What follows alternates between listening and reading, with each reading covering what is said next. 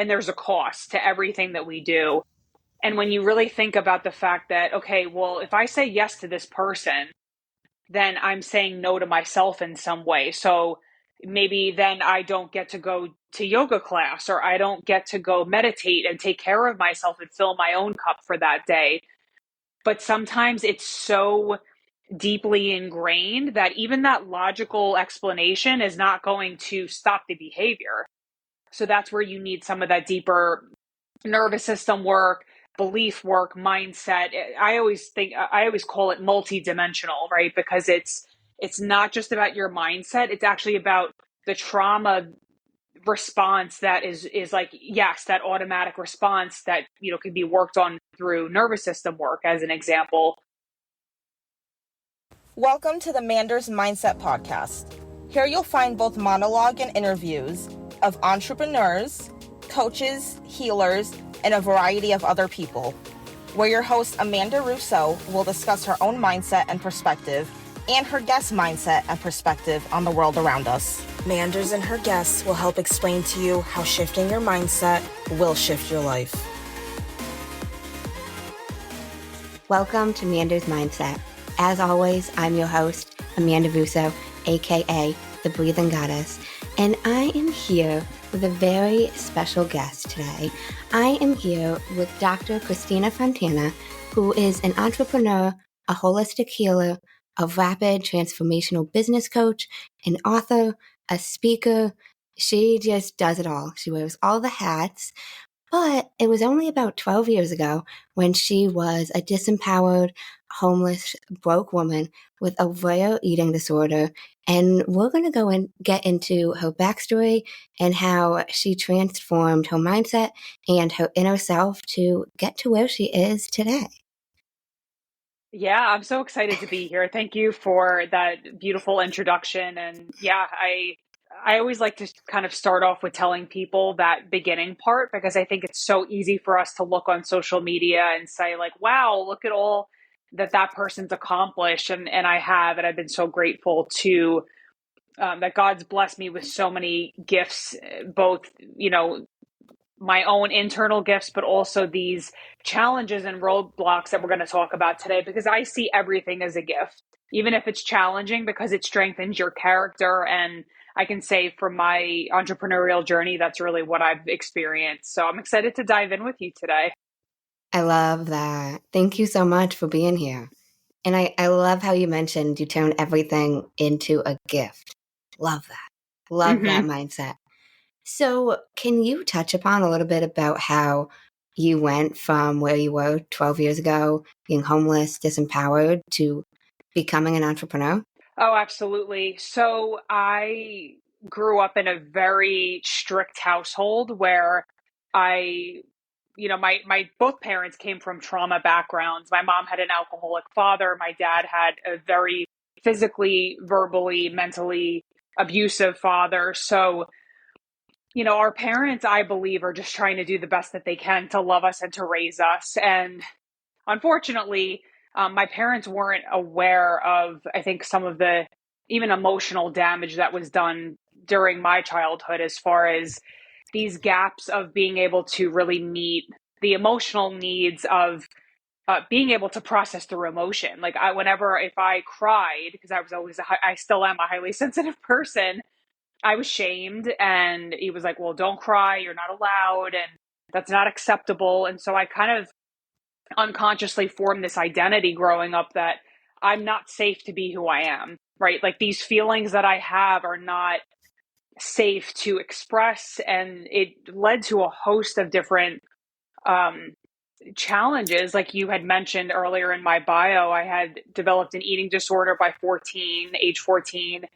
And then I kind of went the other way. Like, so I was in high school, I had anorexia and was kind of like starving myself, wanted to be thin. I had this belief that I wasn't good enough. And, all of that early childhood programming, I believe, was a contributor to what I was experiencing and how that trauma manifested in my body. And then fast forward back, when I went to college, it kind of went the opposite way with my eating disorder. So then I started binging. on all these really unhealthy foods, and I would get up every single night, and it was almost like my body was so out of control. Like it was called night eating syndrome. It's a very rare condition that I think only maybe 2% of the population has. It's a type of binge eating disorder, but it was this vicious cycle that I couldn't control. Like I would get up in the middle of the night every night and just eat any unhealthy food that I saw. And then during the day, I would be good, right? And have salads and water and all the things. And after doing a lot of my own healing and my own transformation work, I realized that a lot of disease and a lot of what I was experiencing comes down to your energy. And so I really want to kind of go into that today, because I think that, especially being a pharmacist and learning that very Western traditional uh, idea of how does disease manifest, I think that a lot of what I was taught was that it was related to genes, like, you can get it from your parents, and whatever the disease state is, whether it's diabetes or other things that might happen. So that's what I was taught. It was like, oh, lifestyle changes, lifestyle contributors like lack of exercise, nutrition. Of course, that's part of it. But I think what I missed in pharmacy school and what I've learned over the last 12 years is really that disease, it really can come from trauma, and it can come from our internal state of the things that we're saying to ourselves and how we treat our bodies. And there's a whole study of epigenetics that surrounds this and actually proves this, that 95% of disease is actually related to our internal state. So that's including what we're going to be talking about today. So, mindset, your energy, how you treat yourself, past trauma that's unresolved in the body. And so I became obsessed because of my own eating disorder in really learning about, well, why do people not heal? Why, especially as a pharmacist, like I was working in a retail pharmacy and seeing people come back every single month and getting the same medication. So I think that it was my own healing journey that really propelled me into the work that I'm doing now.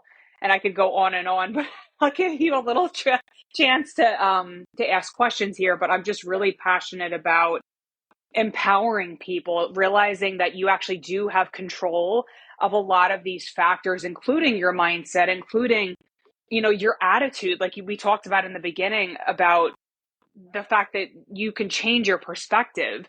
You can either be a victim and say, this happened to me, or you can say, okay, I learned from that and it sucked.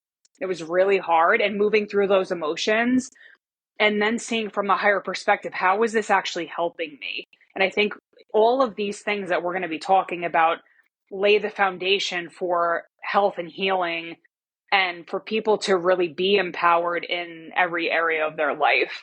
Wow. I agree with all of that. And switching your perspective is so powerful with anything that you experience. Yeah. So I'm curious how you left the pharmacy field and when your homelessness stopped and how you got to being an entrepreneur, because that Right. must have Right. taken a lot of shifts.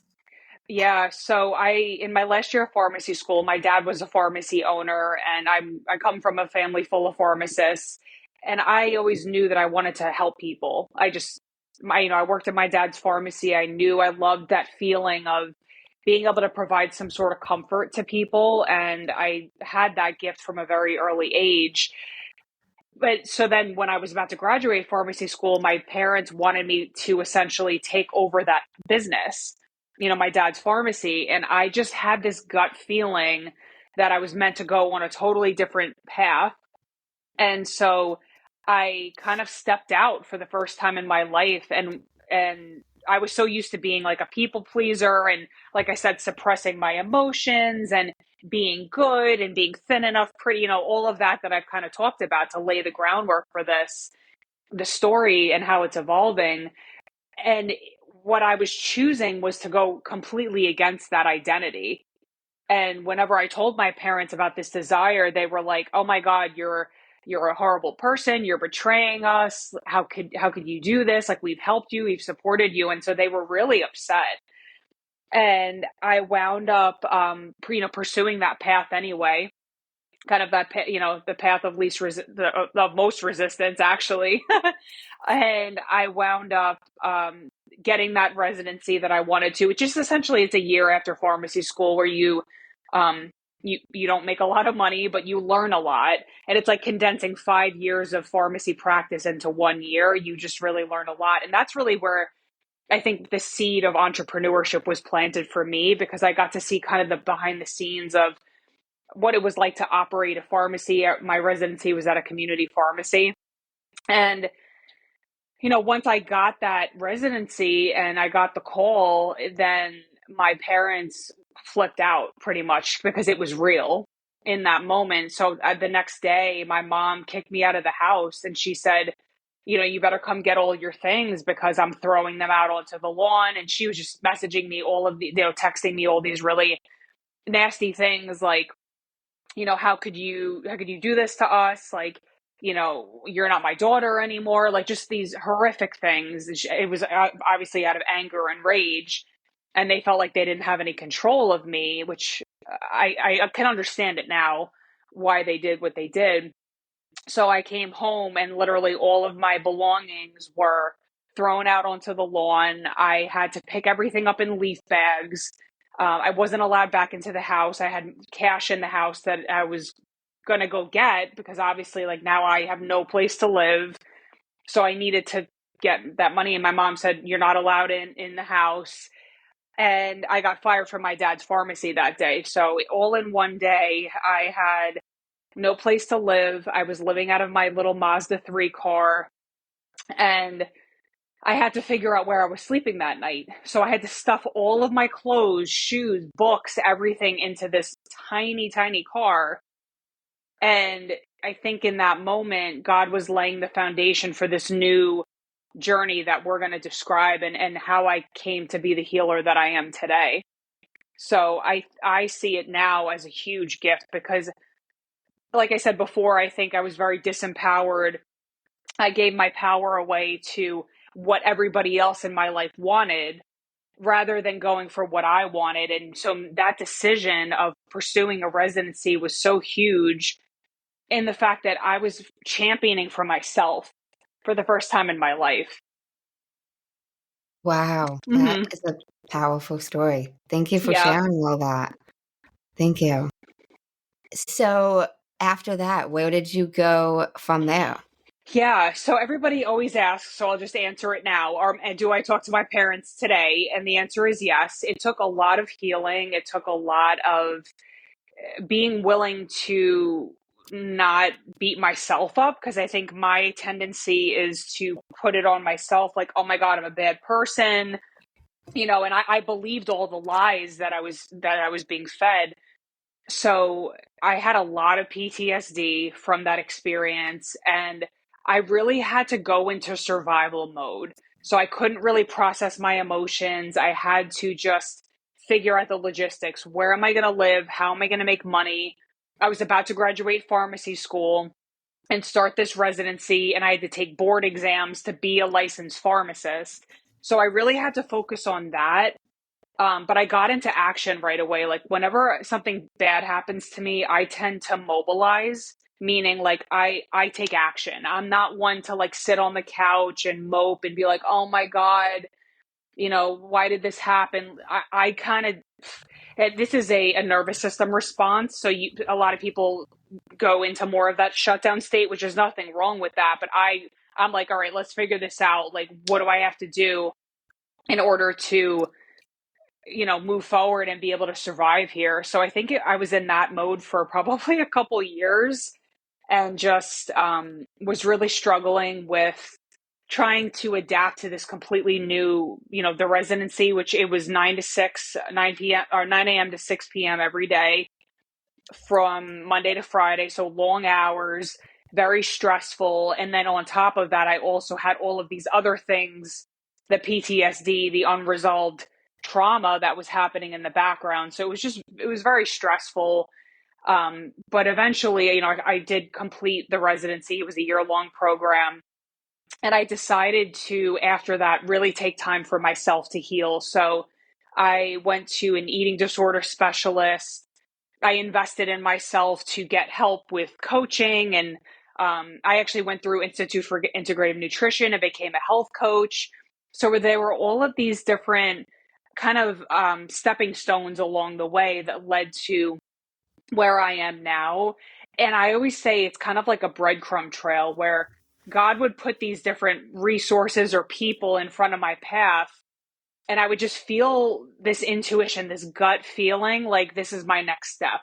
And as long as I always recommend that to people too, when you really trust yourself and you follow what you know is true, you're going to be led to good things. But I think where people, obviously self-sabotage comes in, but where people get tripped up is they're so busy like listening to other people, or then they get caught in fear and they don't trust themselves. So I think that's one of the biggest underrated skill sets that you can have, is really like growing that muscle of self-trust.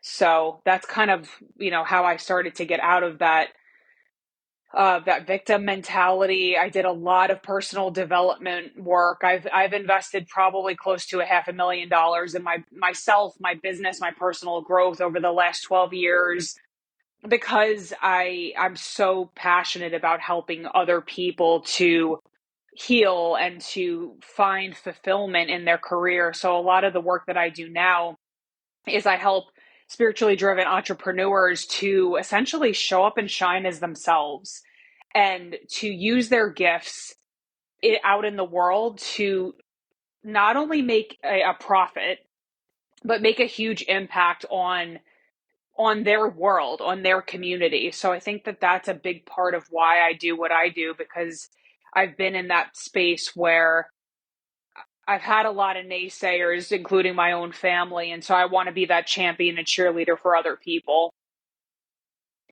That's beautiful. I love Yep. that. So you talked a lot about self-trust and your intuition. Is there anything that helped you listen to yourself more and drown out other people easier? It was actually solitude. So in a way that was my medicine, because I feel like I was literally isolated from my entire family. Like everybody turned their back on me, my brother, my sister, my parents, and I was living alone in this tiny studio apartment in Queens. And I think it was, again, I always see it as a gift now that I look back, really, because it gave me that time to really explore my own heart and to love myself, to learn how to start to love myself again, because I had so much self-hatred from years of abuse. I was physically, mentally, emotionally, verbally abused as a child.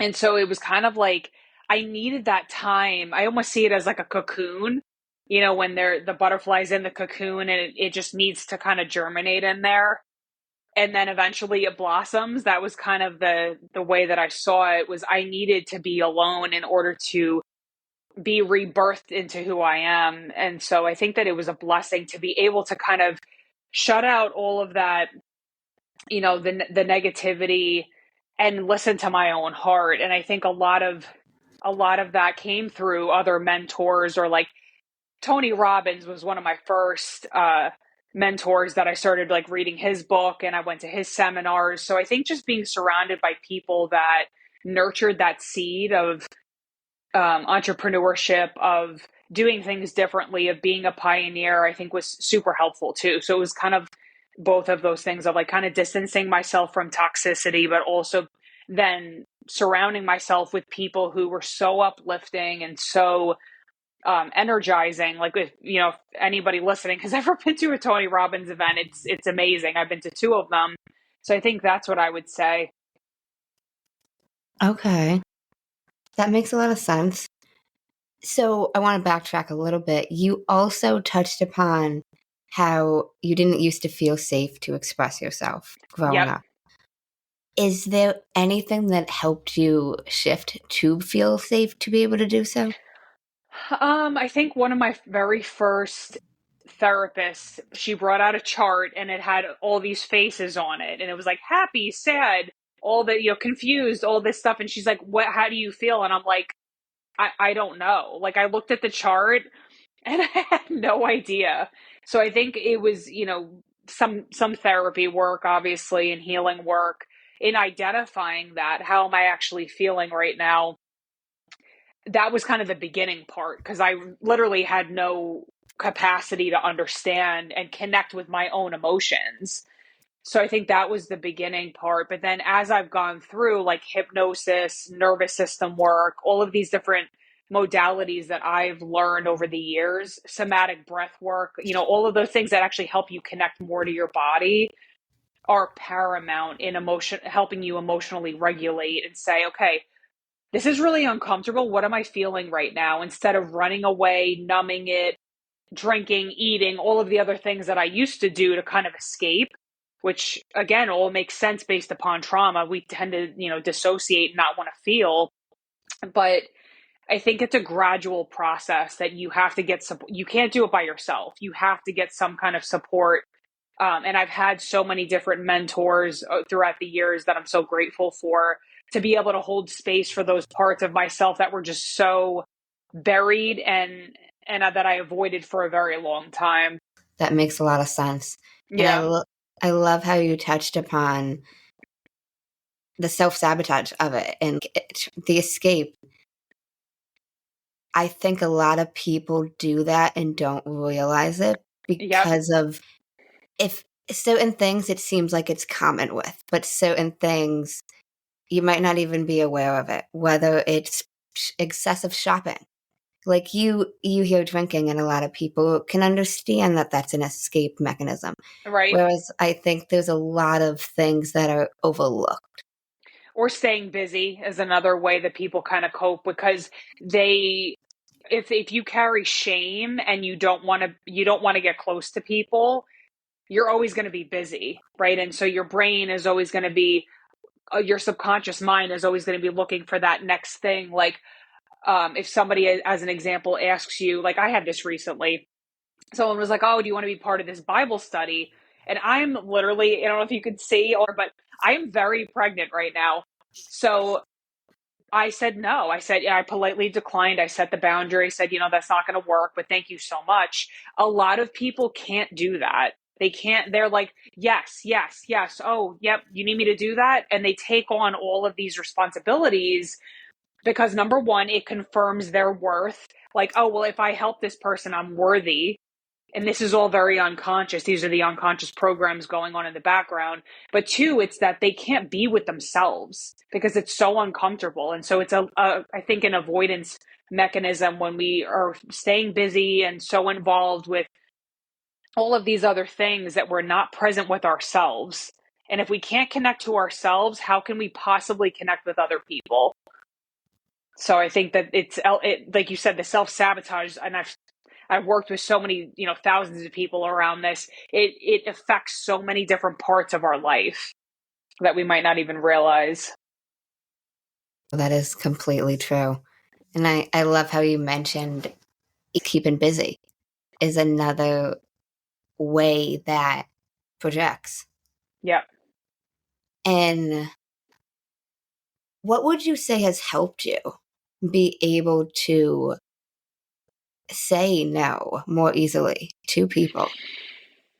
Because you have to, I think, even from a logical standpoint, like I know that a lot of this is, it's a learned behavior from childhood, because there's always a payoff to a behavior. There's a reason why we keep doing it, because it serves us in some way. So again, we just talked about some of those reasons, but if you're a people pleaser and you say yes, yes, yes, then people aren't mad at you. Then, oh, she's so helpful. Then it's like you're giving your power away. Whereas you're not, when you're saying yes to someone else, you essentially say no to yourself in some way. And there's a balance, right? Where you can have, yes, this feels really aligned. Yes, I want to help this person. But then when it's like a default mechanism that you're just like, yeah, I'm doing this because I want to feel validated or worthy, or I'm giving my power away so I don't get in trouble. Like, that's a very deep, I think, childlike subconscious mechanism that I know with a lot of people pleasers, my husband included, he's like, I don't want to get in trouble, because that's a program from childhood that, like, oh, I don't want them to be mad at me. I don't want them to hate me. So there's a payoff and there's a cost to everything that we do. And when you really think about the fact that, okay, well, if I say yes to this person, then I'm saying no to myself in some way. So maybe then I don't get to go to yoga class, or I don't get to go meditate and take care of myself and fill my own cup for that day. But sometimes it's so deeply ingrained that even that logical explanation is not going to stop the behavior. So that's where you need some of that deeper nervous system work, belief work, mindset. I always call it multidimensional, right? Because it's not just about your mindset. It's actually about the trauma response that is like, yes, that automatic response that, can be worked on through nervous system work, as an example. So I think that it does involve, again, you could read books. You could be, oh yeah, I have a friend that highlights everything. She reads these books. She goes to seminars. But until you actually implement it and integrate it, and you get some of that one-on-one help to work through some of these patterns, I think it's going to be really difficult to transform, because it's like you're reading it, but you're not actually integrating it into your life. So I think there's a lived experience of you working through those uncomfortable feelings of like, oh my God, I'm terrified to see if I set this boundary with this person, what's going to happen. When you actually move through that experience and you get support to do that, it's very different than just cognitively thinking about it. No, I agree with all of that. Something that I've tried to do is, because I struggled with people pleasing for so much of my life, but I've tried taking a step back and asking myself, why am I saying yes to this? What Mm-hmm. am I doing this for? What is the purpose? And to really think to myself, like, why? I also love how you mentioned there's a reason behind every behavior. And I Mm-hmm. think that's really powerful to think about, even in terms of self-sabotage. Like, you are doing whatever it is to distract yourself for a reason, and you're getting something out of it. Even if Right. it's preventing something else, it's causing you some type of benefit, even if it's really small, Right. enough for you to still do it. Yep. Yeah, there's always a payoff and a cost to each thing that we do. And sometimes the payoff is, like you said, very subtle, but um again, this comes down to energy. So if you're holding on to, as an example, this is kind of changing subjects, but it's still costing a behavior that's costing somebody. Say that there's resentment around some experience that happened in someone's past, and they're not willing to let it go. What is the payoff? There is a payoff of them holding on to that, because they get to hold on to a familiar identity, maybe that they're a victim, or that someone did them wrong, or self-pity, or whatever that is. They're such these little energetic threads and connections that keep us anchored to the past. And so we have to be willing to do some of this deeper transformation to let that go, because it's not serving you. It's actually preventing you from fully being, maybe as an example, present with or opening your heart to love, or to having more energy and vitality, or to having more abundance in your business. And I don't think people understand that everything is energy. 99% of everything in this universe is energy. Even looking down, this is quantum physics. I'm not going to nerd out, but it isn't just like law of attraction. This has actually been studied, and being the nerd that I am, I've studied this over the past 12 years. And I know to be true that when you release these little hurts and these past things that are holding you back from being fully who you are, which is love, which is love in action. That's why I believe God created all of us to be beacons of light for our communities, for our families. Then you're not going to move forward and get that desire that you want, because there's that block.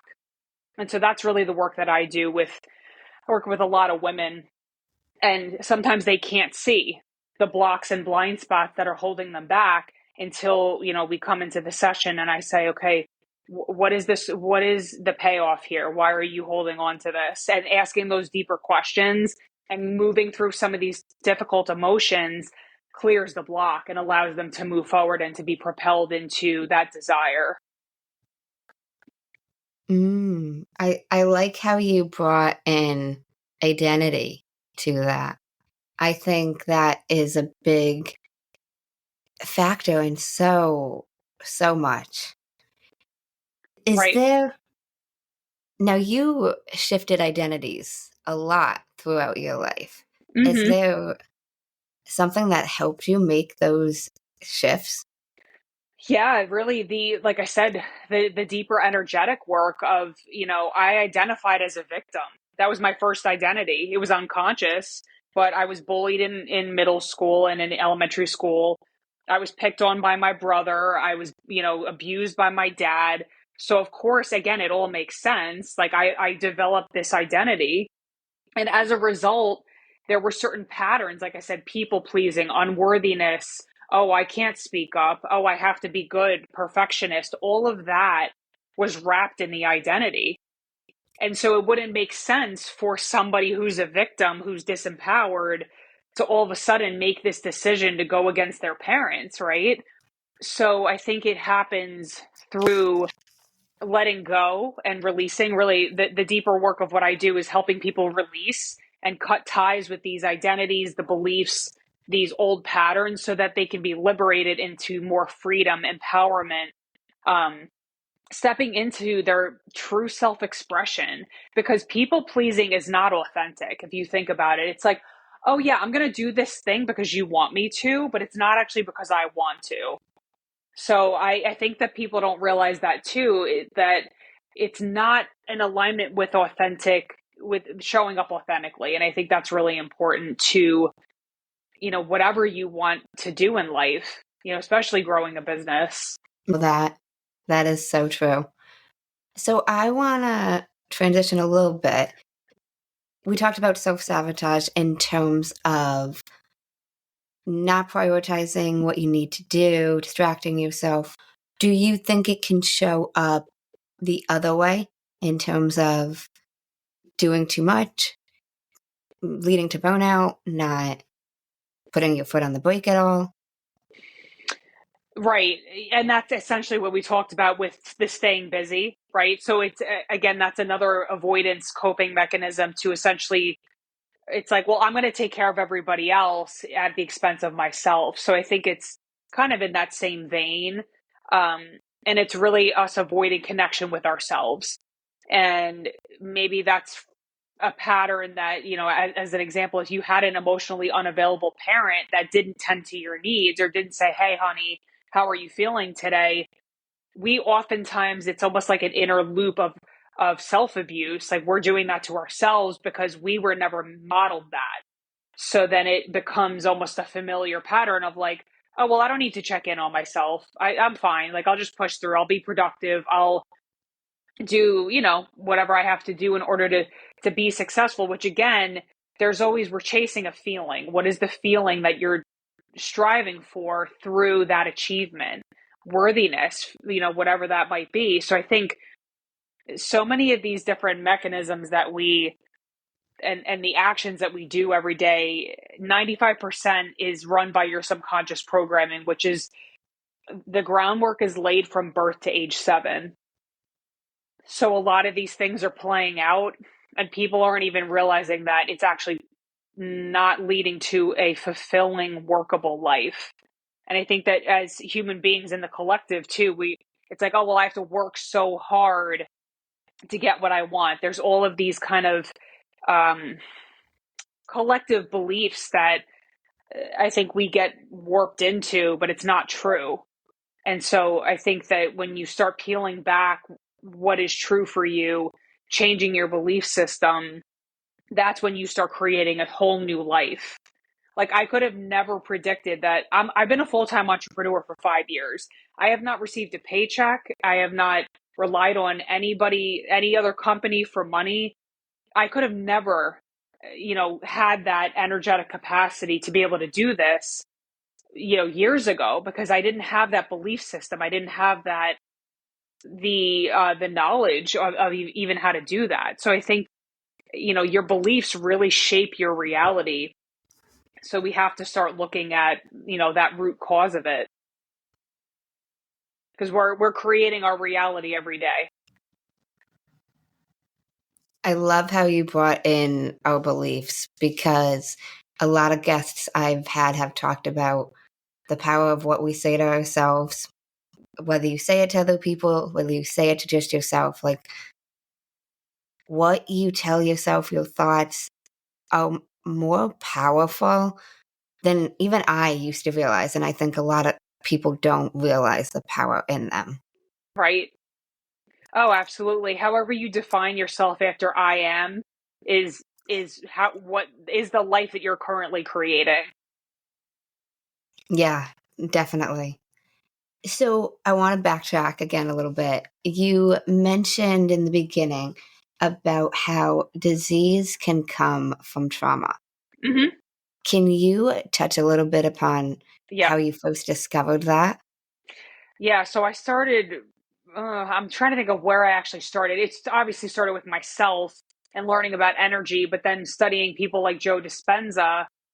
Essentially, I don't want to get like too into the woods about like genes and everything, but studying epigenetics, looking at the fact that really 5% of the whole equation of disease is related to genes. Everything else, like I said, is related to the environment. So I want you to think about when you go to turn on a light switch, right?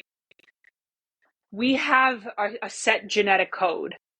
But if you have, as an example, the gene for Parkinson, and you keep turning that light on, you keep turning the gene on, the gene expression, because you have a lot of these unresolved emotions or anger, or you're drinking a lot and you're not taking care of your physical body, and your stress chemistry is really high because of that past trauma, so you get triggered all the time. That's turning the light switch on of that Parkinson's gene. And so turn on for 30 years, that person will develop disease. That's the simplest way that I can describe it, because I believe that that's what happened to me as well, right? The lower three chakras, if those of you who know the chakra system, so the solar plexus, sacral, and root, all have to do with the foundation of our life. So the first 7 years of our life. And so if we're constantly, the third chakra has to do with giving your power away. That's where we develop, it can be eating disorders. It can be different things like diabetes. There's all different, books on this too, showing that these different energy centers regulate, the organs around them, and also can contribute to dis-ease in that area of the body. So this is where the stomach is, right? We can't stomach something, or you'll hear people say, I need to get this off my chest, heart chakra, or maybe it's something's in their throat and they develop thyroid disease because they're not speaking their truth. All of these things that we suppress, and there's a book about this too called The Body Keeps Score. He talks about this, that we need to be able to have that free flowing energy. So suppression of emotion is a huge contributor, I believe, to disease. And I think that as time goes on, 20 years from now, hopefully people finally start talking about this, because I feel that the way that the Western medical model is right now, it's very much a Band-Aid solution, suppress the symptom, don't look at the deeper cause, where I feel if we really want to help people heal, we need to be looking at some of these things. And so that's part of, I believe, why I was born at this time, to hopefully empower more healers in healthcare too, to be more trauma informed, to understand how they can help their patients holistically heal on so many different levels, not just the physical. I think it's very much healing is physical, mental, emotional, spiritual. I love everything you touched upon there. And Mhm. I really like how you tied in the chakras and how different diseases are correlated to different chakras. Yep. Yeah. That's so fascinating to me. So now I'm curious how you help people holistically and heal. Yeah, so I work with two subsets of people. So one is just holistic healing. So as an example, if someone comes to me and the top layer symptom is I had somebody recently who had cyclic vomiting syndrome, which is pretty rare, but she was having these symptoms where she would have these vomiting episodes. And so I looked at, okay, what's the real root of this? And I can look at somebody within, I'm very intuitive. I can look at someone within 5-10 minutes and feel into the frequency of their voice, of their nervous system. I can feel into the what are the words they're saying? What is the pace of their voice? Are they speaking really fast, or are they sounding more disempowered? Like, what does that look like? And as I started talking to this client, it was and then I get these images too. Like, it was almost like I could feel she had so much anxiety. It was like a tea kettle that was ready to burst at any minute. And I said, you have so much pressure, because she was a perfectionist. She had a lot of anxiety. She had all of these symptoms. And that was what my intuition was showing me, was like, she needs to let some pressure out of that tea kettle pot, metaphorically. And so we started working on some of these techniques, nervous system regulation, looking at, she had a lot of, my pharmacist brain looks at too, like, what medications is she on? What supplements? What's her nutrition like? So we went through all of these different physical things of how she could support her body. We started looking at some of these behaviors and the patterns. She's a people pleaser, a perfectionist, how, the payoff, the cost, some of the things we talked about.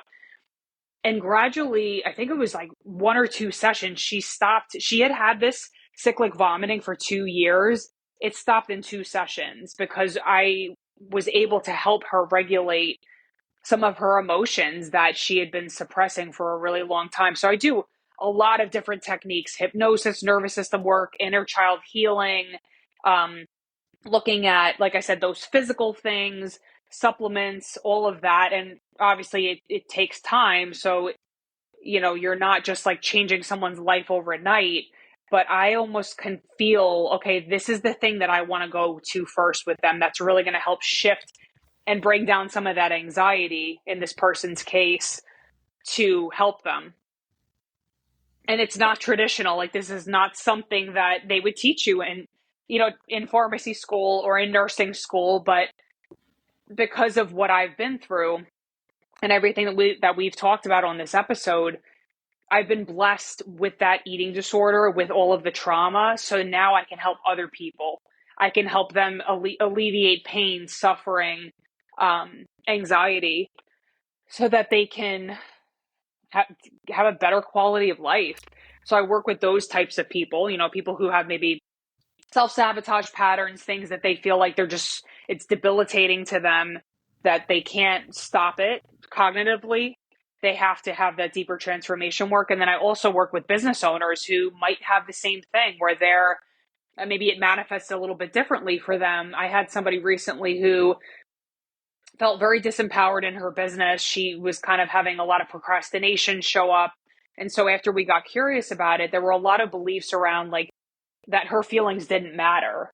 So it was kind of like this disempowered state that was showing up, where she would get really overwhelmed and then just not do anything at all. So again, all of it makes sense, but you need someone mirroring to you, hey, this is what's showing up. Let's lovingly and with curiosity look under the hood and see what's really anchoring you to this identity, to these beliefs, to creating this symptom in your business. Like, as an example, like the procrastination, or, say that you're finding that you're getting on the phone with a lot of people, a lot of potential clients, but then they're not buying from you. How are you unconsciously protecting yourself?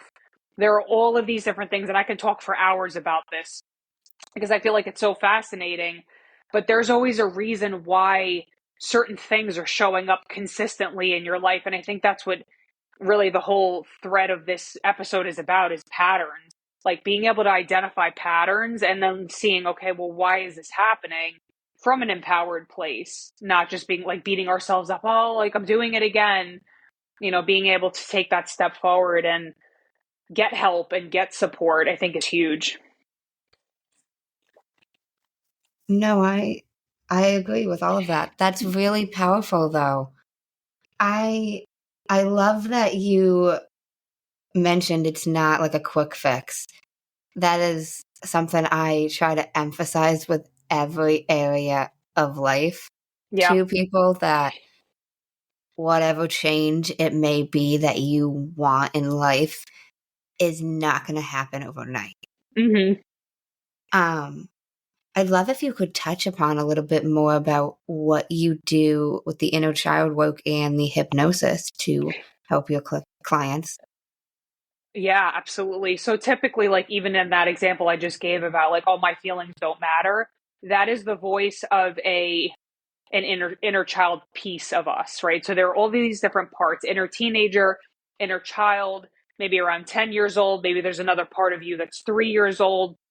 And all of these parts, if they're not met with compassion and if they're not deeply witnessed, then it's going to bleed through into this timeline. So, as an example, with this client, she's trying to grow her business, but she's being dragged back by this inner child part of her that's afraid.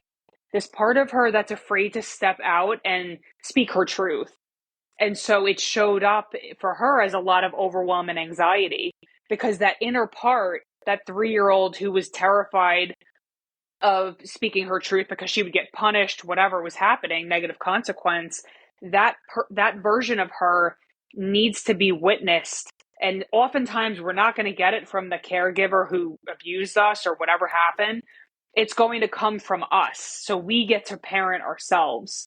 And so I take them through that experience of, witnessing with love and compassion, version of you trying to say through this anxiety, through this overwhelm, oh, it's not safe, I'm scared. Like, attuning with that version kind of softens the need for that part to come and get reactive, right? So I think that it's really reparenting yourself and taking that time to go through that deeper experience with your inner child and say, honey, I see you. Because how often were we probably told that? For those of us listening to this episode, probably not many times, right? We got yelled at, we got punished, whatever, because most of us grew up with parents who were, again, just trying to do the best that they could.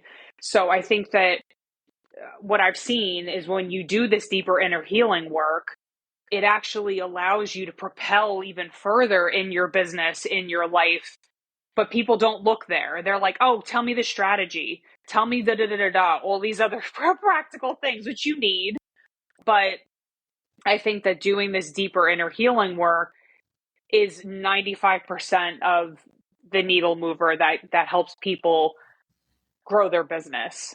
Wow, that's so powerful. I agree. I think recognizing and being there for yourself, for your inner child, is something that everybody needs to do. Mm-hmm. Even if you feel like you had this great childhood, and I think a lot of people might not even realize things Right. that bothered them or upset them. Like it could be some small little thing. Right. It doesn't have to be this earth-shattering event. Mm-hmm. I agree. And sometimes, yeah, like I've had people say, "Oh, like I've never had any trauma, blah blah blah," and then they're this is like day one of like a conference of mine, and then by day three they're like, "Oh my gosh, I repressed that," or "I didn't realize there were emotional gaps in my childhood where I was abandoned or neglected," or some of these other more subtle things. Like you said, it might not have been sexual abuse or physical or something where it was like that's obvious abuse, but I think sometimes it's these emotional things that our needs weren't met in whatever way that eventually bubbles to the surface. Yeah, I completely agree. So we've talked a lot about patterns and behaviors.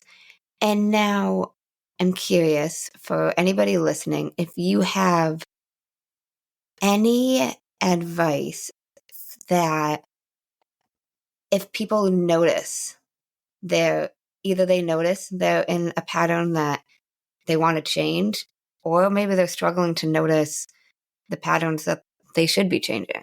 Mm-hmm. Get a coach. Whoever resonates with you, because you can't see, you're too close to yourself. You can't see what's blocking you.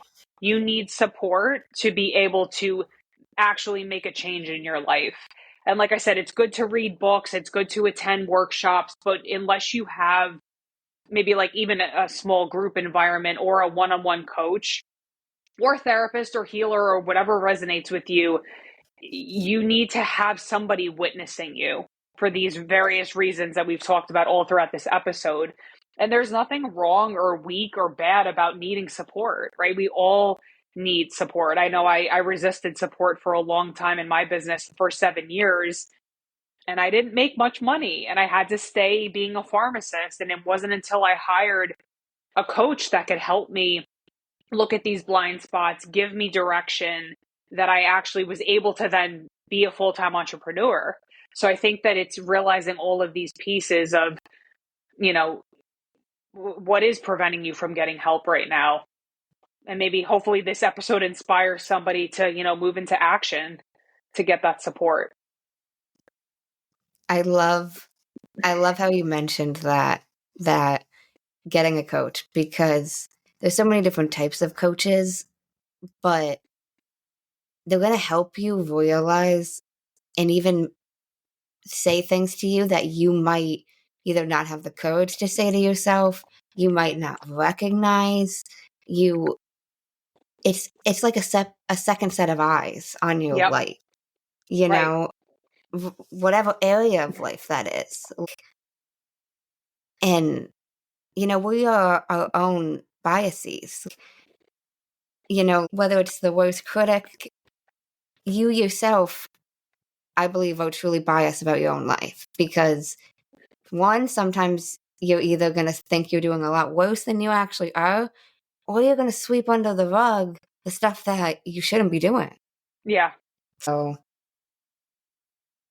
now I'm curious. You went through a lot of transitions, a lot of different shifts that definitely seem like they were pretty challenging. Is there anything that helped you maintain strong through these? God, 100%. 100%. I could never do this without my faith. I think that's what prompted that whole courage in my heart to be able to even make that decision that I talked about in the beginning, to be able to go off on my own, because it was scary. Even, giving birth to my first child, I'm scared, but I have my faith and I'm like, okay, I have a lot of support. I'm back when I was homeless, I had pretty much no friends, no one was around. Now I have a ton of people supporting me. And I think that, again, like, I know we keep coming back to that theme, but having support is so huge. And for me, my faith is something that it's almost like blind faith, being able to walk this path of whatever that unknown experience is, and trusting that, that intuition, which I believe is God. So I think that the more you connect with yourself, the more faith and more self-trust, and the easier it is for you to walk into the unknown and not hover back and say, oh, I can't do that. I can't possibly. It gives you that courage to move forward and just take it step by step. So 100% God. Wow. Okay. No, I agree with that. I think believing in something greater than yourself, whether you Right. want to call that God, source, spirit, the universe, whatever that is to you, Yeah. will definitely help you on the more difficult days. Mm-hmm. Because we can't carry it all ourselves, right? I think that when we try to do that, we control. and we are not in control. It's a co-creation process of, I believe, at least. And when you try to control it, oftentimes it's like quicksand, and so we have to have that balance of, yes, we are the hands and feet of God's source spirit, and yes, we're the ones on this physical plane, but also listening and feeling into that guidance and saying, okay, this feels really aligned for me. I'm going to take this step. So I believe our human experience is very much co-creative. It's not just about my will. It's like, what is the higher purpose of why I'm being guided to do this, and listening to that guidance. Wow, so powerful. I completely agree.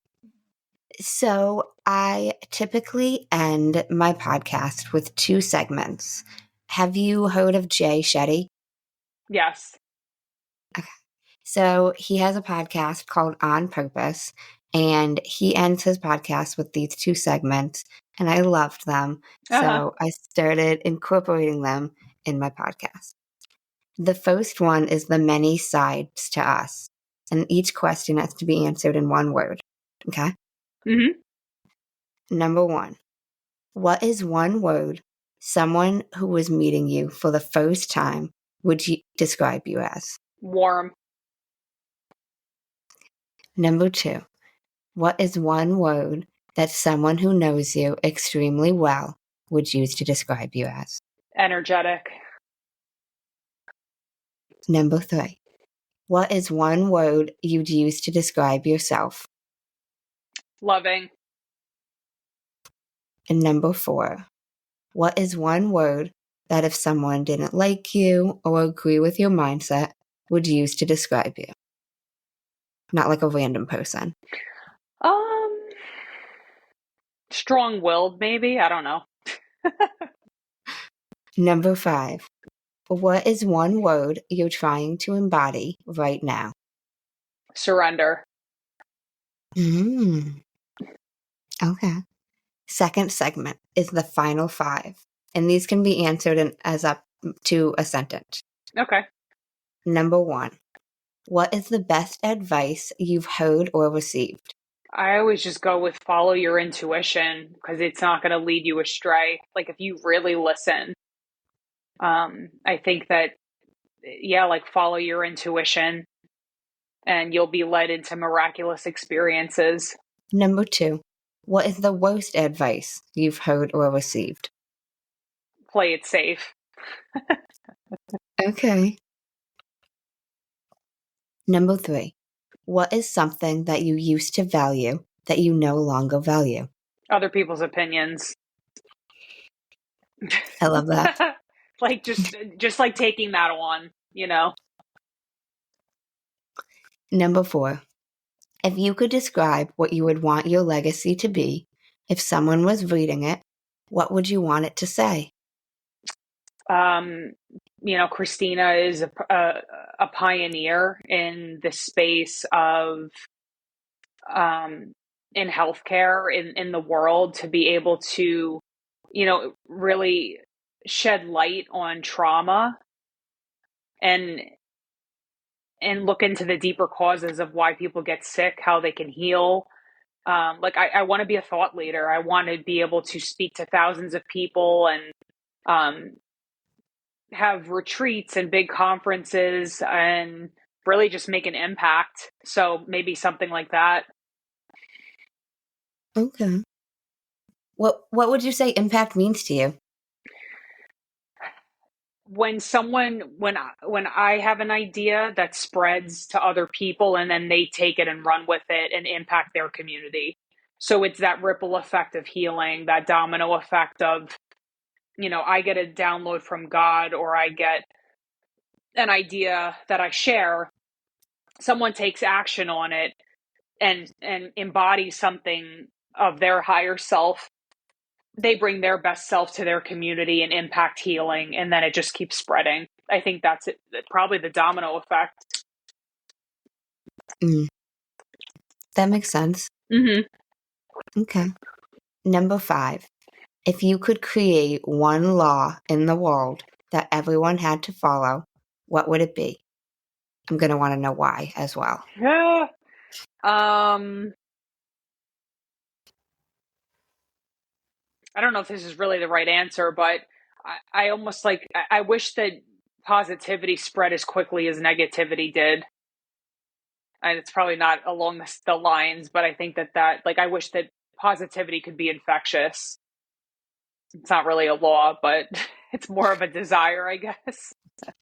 No, I get what you mean, though. It could be. It could be a law. Anything could be a law. Yeah. Maybe. I like that answer, though. And I agree. Negativity is something that so many people spread so easily, and that's something I've really tried to emphasize is finding positivity and joy in the small things and not sweating the little things as much because life's fucking short. And what is some of it, is it gonna fucking matter in 5 years? Like, why are we stressing over this? Yeah. You know? I have one more question for you. Okay. So I'm curious what resources you use on a consistent basis to help you be successful. Definitely hypnosis, meditation, like gratitude journal, as corny as it sounds. I think that when you focus on how everything is going right, it just fills your mind with looking for more of that. So I think I do that every week. I just did it yesterday. So having practices like that, I think will only help you and will only foster that good feeling energy that's going to help, create more health, healing, and happiness in your life. I love that. And I love how you mentioned it helps you look for more of it, the Hmm. gratitude list. Hmm. That's that's something I've started doing and started writing down things I'm grateful for every day, but things within the last 24 hours to try to Yes. emphasize the present moment. Yep. As something as silly, this is and anybody listening who really wants to play with this, I want you to think about all the things that go right in your day. The garbage man that picks up the garbage without you even having to ask for it. He just comes and, because people be like, oh my God, I spilled coffee on myself this morning. Okay, but look at all the other things. Like the mailman came today. It's something so simple. Like it's that appreciation, because appreciation is the frequency of love. So when you say to someone, wow, I really appreciate that, you're amplifying that feeling. So I challenge you to look for, as simple as it is, like, like me and my husband will be like, oh, like, the mail, there's a bill, blah, blah, blah. I'm like, all right, well, it's okay. Like I'm grateful I have money to pay the bill. So shifting the perspective that way, I think, and just appreciating how many things in your day go right. Like this beautiful conversation you and I just had. We both showed up. We connected at the heart level to be able to have this conversation and impact more people. Like amplify that frequency of noticing the little things during your day that actually really work in your favor, because the universe is always supporting you.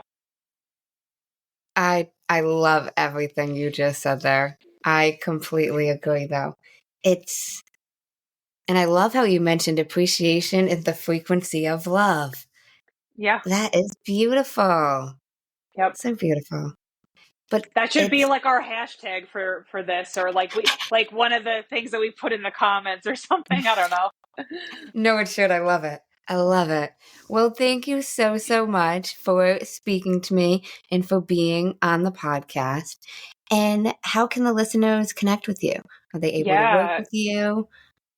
Oh, absolutely. Yeah. So feel free. I mean, everything is on my website. So if you go to pharmacistcoach.com, I have a blog, YouTube, I have a podcast, all of my, packages, everything that free resources, everything is on there to start off with. But as far as social media, you can connect with me on Instagram at the pharmacist coach. Find me on any platform under Christina Fontana. And yeah, I've just really appreciated authentic conversation with you. And I really appreciate you. So thank you. Thank you. I appreciate you as well. And I will link all of Christina's info in the show notes so you guys can connect with her directly. Amanda's here to give you some key takeaways and wrap up my great conversation with Christina Fontana. A special thank you again to Christina for taking the time to speak with me. So, some of the things Christina and I talked about. Christina talked about how disease can come from trauma. It can come from what we say to ourselves and what we put in our bodies. 95% of disease is related to our internal state. You ultimately have control of your mindset and of your attitude. You can choose to look at things from the perspective of this happened to me, or I learned from this experience that happened. And you can see, how is this actually helping me? She talked about how different resources and different people will be placed in front of her, and she's needed to trust herself. We also touched upon self-sabotage. Christina talked about how a lot of people are too busy and caught up listening to other people. They get caught up in fear and they don't trust themselves. Christina talked about how that's a muscle of self-trust that you have to grow. Christina also explained how solitude is something that really helped her focus and listen to herself. Christina works with spiritually driven entrepreneurs to help them show up and shine. And she helps them use their gifts in the world, not only to make a profit, but to make an impact on their community and the world. She does this because she has been in that space where she's had many naysayers in her life. Christina also talked about how your surroundings in your community are very important. Who you surround yourself with, the events you go to, the mentors you have, the friends you have. Your environment is very important. She talked about being around uplifting and energizing communities and how she went to Tony Robbins events. Then she talked about how it's important to notice how you are feeling. She noticed at one point in therapy, when they asked her how she felt, she wasn't able to identify that. We also talked about the different ways self-sabotage can show up and how it affects so much of our lives. She talked about people-pleasing and also how saying yes to something or someone is also saying no to yourself in some way. And she talked about how it's more than just your mindset. It's a trauma response, the automatic response, and needing to do different types of nervous system healing work and actually implementing and integrating the work. Then she got into identity and how she used to identify as a victim, and she had to cut ties with her old patterns and beliefs to be able to step into her true expression. And then she talked about how beliefs shape our reality. And however you define yourself after I am is the life that you are creating for yourself. Christina mentioned how once you change your belief system, that's when you change your whole life. And she discusses how Western medicine doesn't look at the deeper meaning to it. And she wants to empower more healers in the healthcare community to be more trauma informed, because it is not just based on our physical. It's the mental, the emotional, and the spiritual. And Christina discusses what she considered a very important piece of advice and what has helped her be extremely successful is getting a coach. And there's a lot of different types of coaches, whether it's a business coach, whether it's a personal development coach, a mindset coach, a fitness coach, a nutrition coach. There's all different types of coaches. We both emphasized the importance of having someone in your corner to help look at your life from another set of eyes, and someone who sees the inside with you as well, and who can tell you the truth about things they see that are going well and things that are not going well, and they advise you on their perspective on what you can do. Christina discussed how having support is huge. Christina also discussed how her faith is the biggest thing that has helped her have more self-trust and made it easier for her to walk into the unknown. Well, I hope this helped you guys, and I hope you guys learned something from this.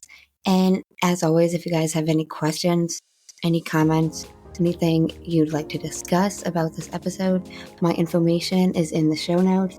You can connect with me down below, as well as Christina's information is in the show notes. Her website is down below, as well as where you can connect with her on social media. Thanks, guys. In case no one told you today, I'm proud of you. I'm rooting for you. And you got this. As always, if you enjoyed the show, I would really appreciate it if you would leave me a 5-star rating, leave a review, and share it with anyone you think would benefit from this. And don't forget, you are only one mindset shift away from shifting your life. Thanks, guys. Until next time.